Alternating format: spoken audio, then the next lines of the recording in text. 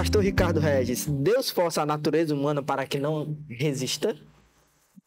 Então, eu creio que agora é o momento da gente pensar um pouquinho sobre o velho paradoxo da soberania de Deus e da conduta, né, da responsabilidade do homem.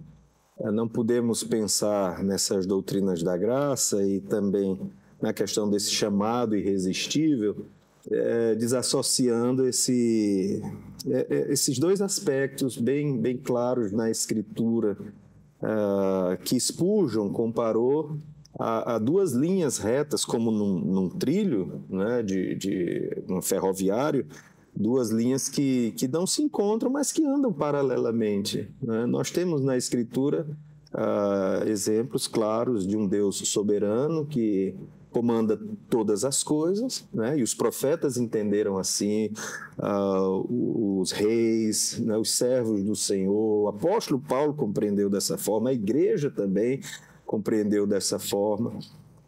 Então, nós não podemos desassociar a salvação de um Deus soberano. E isso é um perigo hoje, porque, infelizmente, há igrejas ainda se identificando como evangélicas, mas que não creem na totalidade da soberania de Deus, né?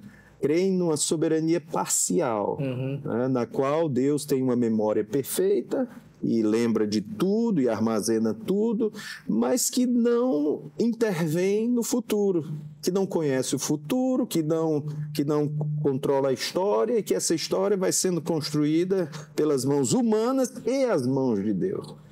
Quando, na verdade, a soberania que nós acreditamos e que está na palavra de Deus é de um Deus que comanda toda a história, inclusive a história da salvação.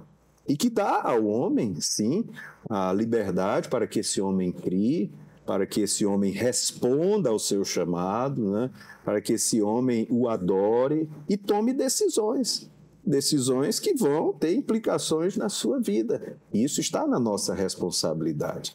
Então, pensando nessa soberania de Deus, nós cremos que todo aquele que é eleito, ele é chamado, ele será chamado. Mesmo que resista, ele será chamado. E o que não é eleito, este vai resistir até o final, né? Esse não irá responder ao chamado do Senhor. É assim que nós cremos pela eleição incondicional. Porém, a igreja, ela é chamada a espalhar a boa nova do Evangelho a todos. Nós só vemos de um lado, não é, do plano de salvação. Como Spurgeon também ele exemplificou, como numa grande multidão que vai passando ali na entrada dos céus, né? E ali tem uma placa, uma porta com uma placa: venham a mim. Né? Venham a mim, o Senhor está chamando e a igreja está chamando. Nós estamos chamando a todos a que venham a Jesus. E falamos sobre Jesus, falamos sobre a sua preciosa vida, as suas palavras, lembramos a sua história, né? Cantamos o hino, conta-me a velha história. Então essa velha história está sendo contada, recontada, e a igreja faz todo esse esforço para que a história de Cristo esteja sempre em evidência. Estamos chamando o pecador. E alguns pecadores respondem a esse chamado. Eu creio, eu quero, eu me arrependo. Salva-me, Senhor. Graças a Deus por isso. Atos 13, estava lá Sérgio Paulo, um procônsul, né? E Lucas registra que Sérgio Paulo diligenciava para ouvir a palavra de Deus, né? E aí, ao mesmo tempo, Deus está preparando Barnabé e Saulo lá na igreja de Antioquia, e o Espírito Santo fala através dos profetas daquela igreja: separai-me agora, Barnabé e Saulo, para uma obra que eu mostrarei. E aí eles vão e têm esse encontro com Sérgio Paulo. Há um empecilho ali, que é o Elimas, o mágico, mas Deus dá conta daquela situação, e aquele homem, inclusive, fica cego, né, por alguns dias. Mas o texto ali, aquela perícope, conclui dizendo que Sérgio Paulo creu, maravilhado com a doutrina do Senhor. Então, Aí voltando à historinha de Spurgeon, né? Então, naquela porta você tem um chamado. Quando alguém entra pela porta, que olha para trás, o que é que ele vê? Eu vos amei primeiro. Eu vos escolhi, né? Eu vos amei primeiro, sendo vocês ainda pecadores. Então se descobre esse segredo. Podemos até dizer que é um segredo de família, né?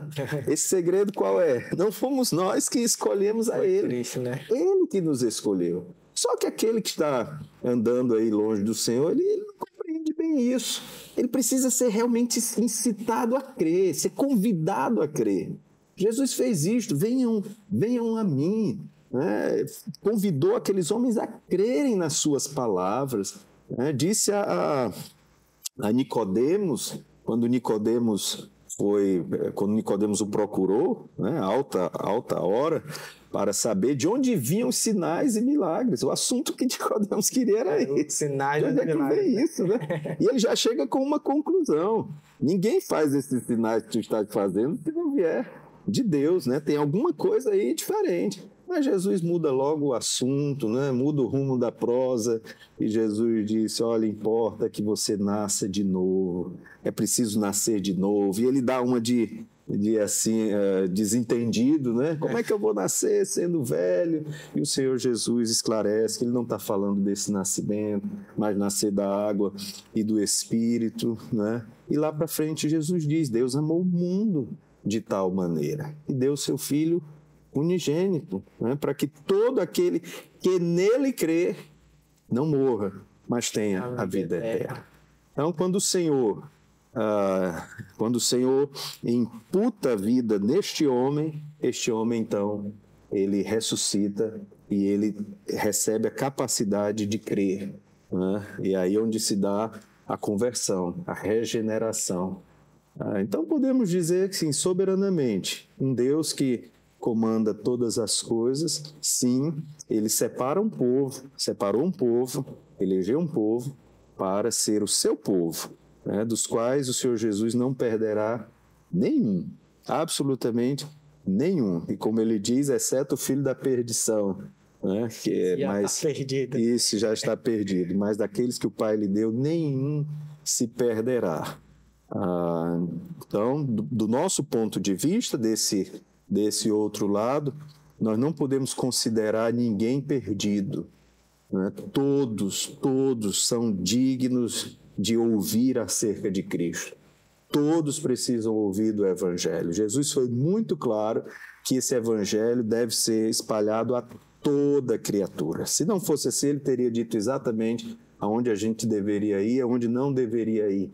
Mas ele foi muito claro quando ele disse que o Evangelho precisa ser proclamado a toda criatura. A pregação do Evangelho é universal.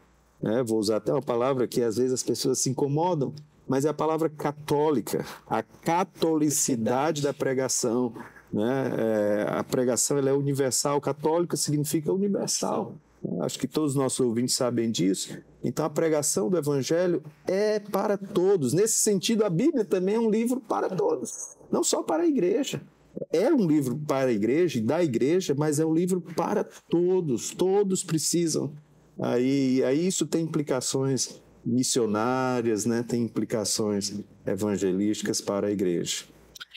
Pastor Ricardo Regis, se ela é irresistível, como eu posso explicar o versículo que está lá em Atos, capítulo 7, verso 51. Vamos lembrar aos nossos leitores o versículo, então? Vamos lá. É bom que a gente leia, porque nem todos têm aí uma Bíblia perto, né? A resposta você confere no próximo Momento EBD.